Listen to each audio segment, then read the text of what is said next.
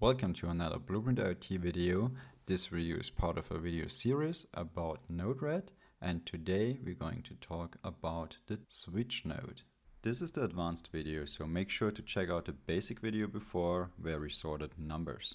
Of course, we can do all this with all different data types. We can use a string as well.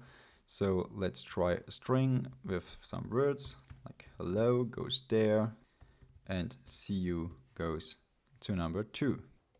Let's just quickly adjust our names of the debug nodes to don't get confused. Of course, that's a whole testing setup. Normally you would have a logic flow afterwards.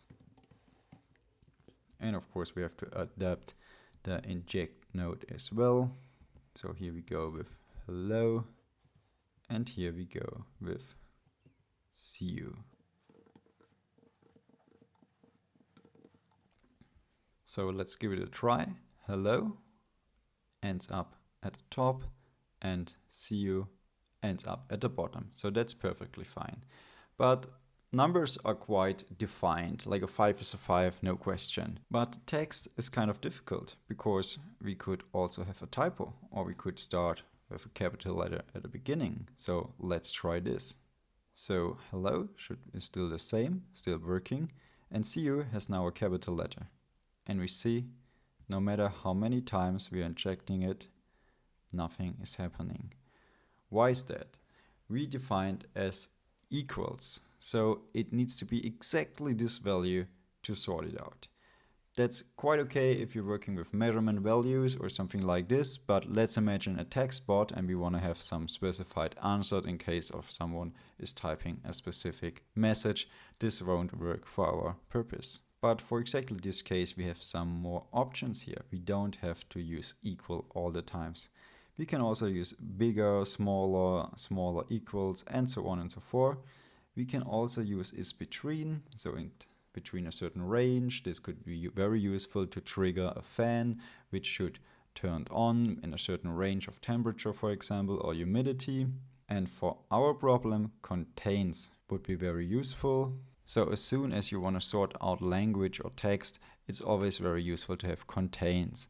For example, we want to make sure in case someone orders a pizza, it goes to output number 1, and in case someone orders a burger, it goes to output number 2. So of course, normally you would put in something like I would like to have a pizza, or I want to order a pizza. So there's different kind of ways to phrase it, but it should always include pizza. Also for ordering a burger, there should be burger included in our text. And since this word will be always kind of in the middle, it will be without any capital letters. So let's give it a try. Let's order the pizza here. And we will input a whole sentence. So the pizza will be ordered here, and the burger will be ordered here. So let's rearrange a bit. So the pizza order should be here, and the burger order should be here. So we want to have a pizza, and we end up with the pizza. Now we want to order a burger, and the message ends up at burger. So we could distribute, for example, the message to the right cook or to the right restaurant or whatever. But in case someone is ordering something else, maybe someone is ordering a drink. How should we distribute this? At the moment it would just end up in nowhere. But of course there's an option. We can sort out everything else with otherwise. So in case it's not pizza and not burger, or not 23 degrees, not 25 degrees, whatever you want to play with, everything else will end up at number 3. That's something I would always recommend you to do, because there's always an unexpected message or an unexpected value. This could be in case you have a sensor measuring something and this sensor breaks down, has any kind of error message or mistake in the reading, whatever. You want to be aware of it. So you can distribute this to the third output, to the debug here. And this message would be normally maybe sent to you as an admin on your phone or as an email or whatever to inform you about there was something that shouldn't be there. So please take a look on this and figure out if this is a problem or not. So in our restaurant use case, in case we want to have a water, this will distribute it to our debug node, and maybe the restaurant manager takes a look on it and decides who will take care of it. So I think that's the most important stuff about the switch or the sort node. There's one more option we should mention at least. Of course, you're not limited to a filter towards the payload. You could also filter to any other part of the object by just changing the subsection you're filtering for.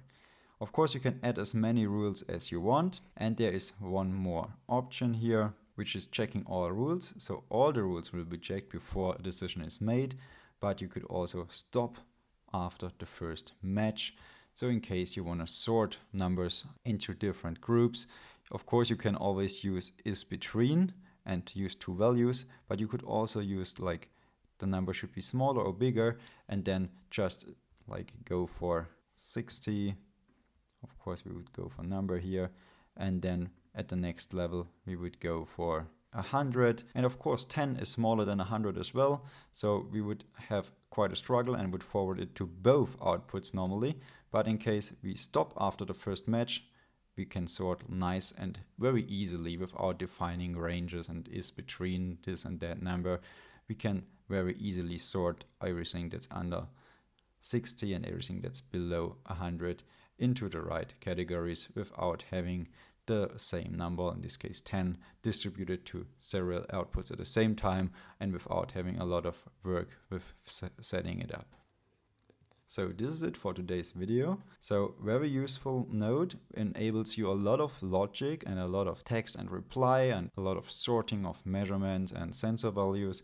So that's really a very important, very powerful node. So thanks for watching, and stay tuned for the next video about the change nodes and everything else that's out there. So make sure to be subscribed, and see you next time.